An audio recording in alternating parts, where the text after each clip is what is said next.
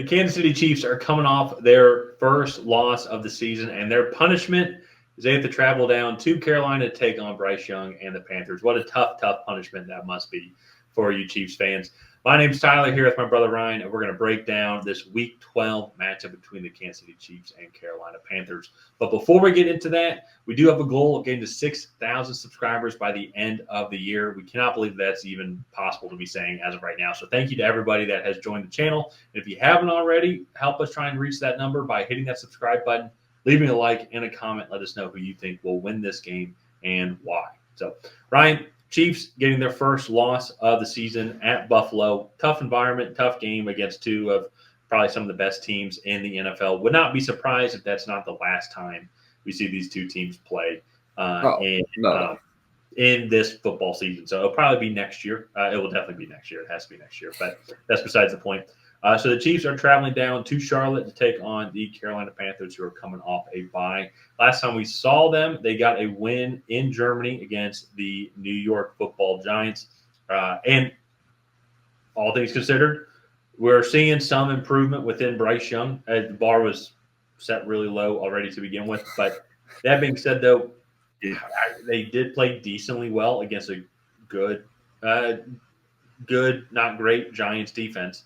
So this is going to be very interesting to me to watch Bryce Young and his development, especially too as we start looking towards 2025, what the Panthers need to do at all positions on the field. Because this is going to be probably the toughest test that Bryce Young has played for a majority of his career. Because this Chiefs defense, I do think is top notch. Even though they gave up 30 points to the Bills have one of the best offenses in the league.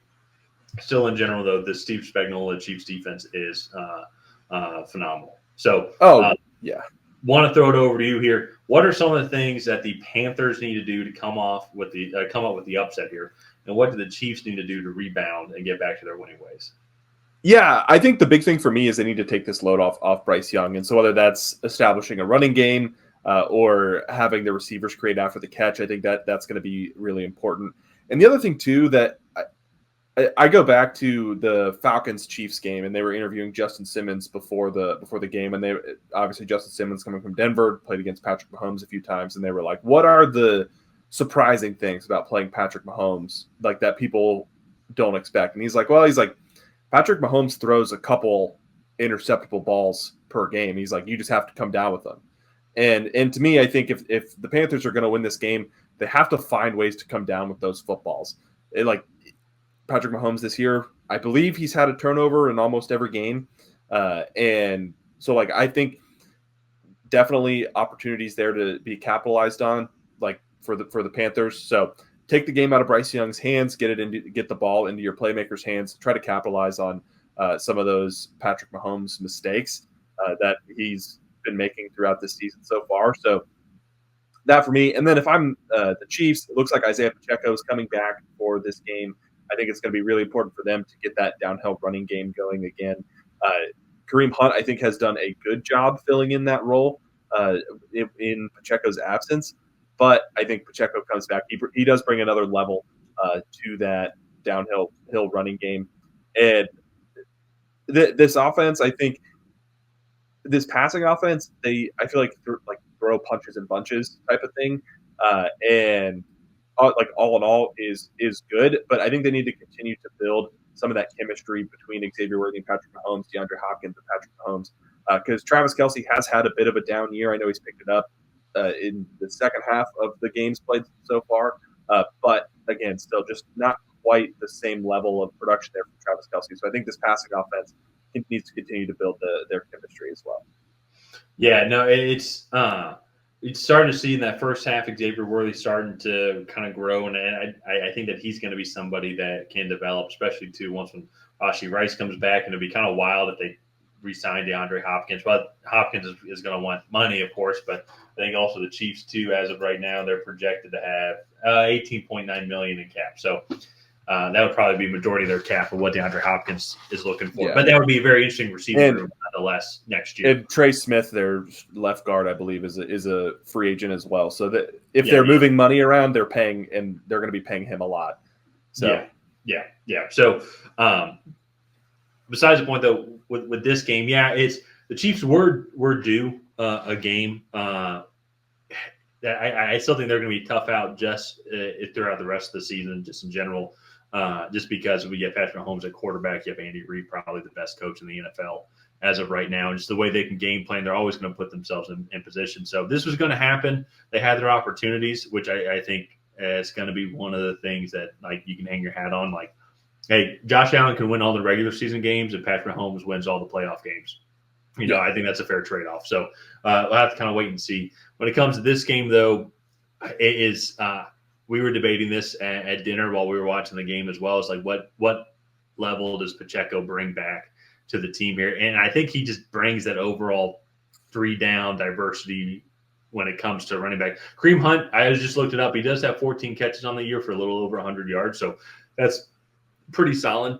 I think Pacheco, though, just still is just an overall just a more well-rounded, better back where he helps with that disguise of you don't know if it's a run play or if it's a pass play. When the Chiefs now are taking out Kareem Hunt and you bring in Samaje Perine, it's probably a pass play. You know what I mean? Yeah. If Carson Steele comes in, it's probably going to be a run play. So it's at least from what I've seen. Chiefs fans, let me know. I could be wrong. But when Isaiah Pacheco's in, he just brings that level of explosiveness in both facets of the game.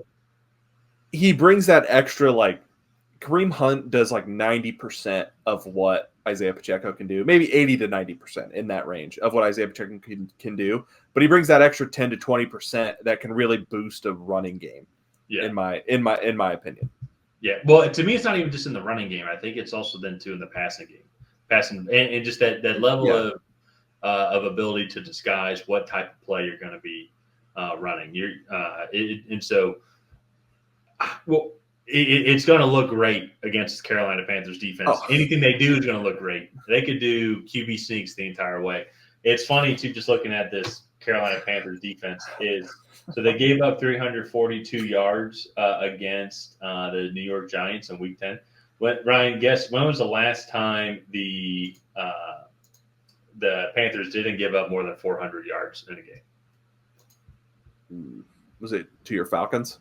Oh, no. It was before that. It was Week 4 against the Cincinnati Bengals that they lost. They gave up 373 yards.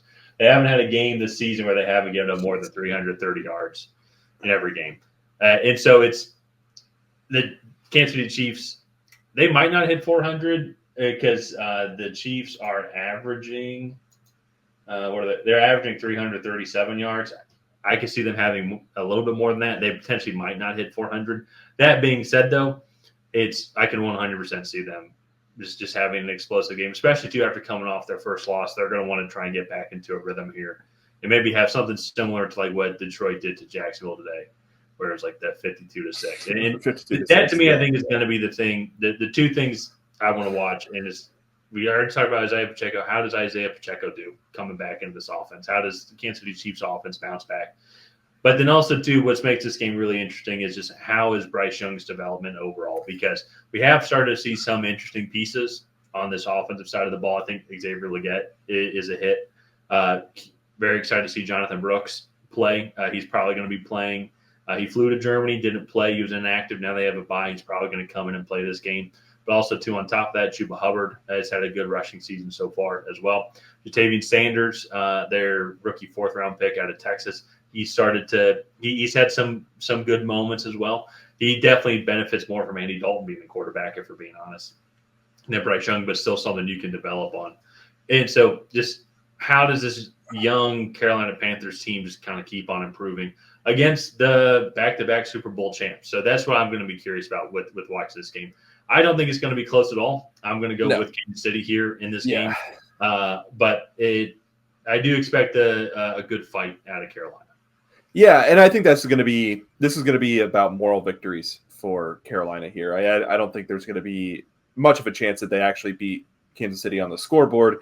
But if they lose like 27-21 with a decent defensive performance, to me, I think that is a win for Carolina. Oh, I'd be concerned with Kansas City at that point. No, exactly. And so, for me, I think that's what it's going to come down to. But there's no beauty scores on a stat sheet or whatever. So I'm going with Kansas City to win the game outright there as well. So let's go ahead. Let's wrap it up here. If you guys have not already, please go ahead and like and subscribe. It is the best way to help out the channel. While you're down there, go ahead and leave a comment on who you think is going to come out ahead. Will it be the Kansas City Chiefs? Will it be the Carolina Panthers? And on that, we'll see you guys next time.